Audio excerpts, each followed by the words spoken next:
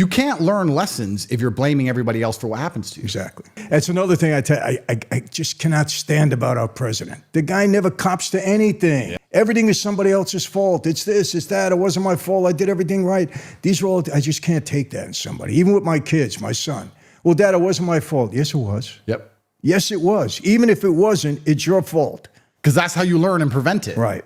And if you have that mentality, it also makes you stronger mentally, I think, to deal with the difficult things in life. Because if you go to jail and you believe, and you were set up, and a lot of people have, and you're like, oh, the system's wrong, this is wrong, this person lied, I'm a victim, poor me. I don't think that's the right position of strength. I think you go into jail and go, okay, that's all garbage. Yes, it's a matrix attack, X, Y, Z. However, I could have done this, this, and this, and now it's my chance to do this, this, and this, so I don't waste the next few years of my life. And I'm gonna come out and I'm gonna do my very best to be the person I know I can be. And it gives you a degree of fearlessness. Yeah. It gives you a degree of fearlessness. And that's probably one of the largest problems with society today, is that a lot of men have become cowards. They're afraid to talk. Even us, we talk, it gets us in trouble, right?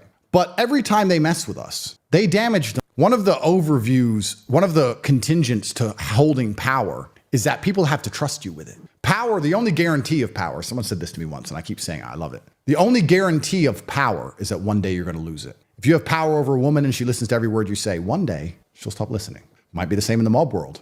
You control the streets. One day, you just don't control that street anymore. When you have power, people get power and they never think of this. The only guarantee of it is that one day it's going to be gone. And you have to prepare for that. And one of the quickest ways to lose power is when you can't be trusted with power. We give our governments and these institutions power because we trust them, right? The whole world is based on the trust of these systems. As soon as people stop trusting them, they can't do their job anymore. So every single time they do some two-tier policing garbage, every single time they attack somebody purely for their views, like Trump, like you, like I, we're like a poison frog and they eat us and they teach us a lesson and we do some jail. That's fine. But they get a little bit of poison in them because they instill distrust amongst the populace. It gets to a point where once nobody trusts them at all, then it's over, right? Nobody's going to sit there and go, oh, we'll go to court or I'll wait for court. Once everyone knows it's a scam, then it's done. So it's kind of like, how do you beat the matrix? How do you defeat the matrix? Well, I'm sitting here running my mouth. They put me in jail for it. I'm now currently on bail and have been told not to run my mouth. And I continue to run my mouth and they'll probably put me in jail.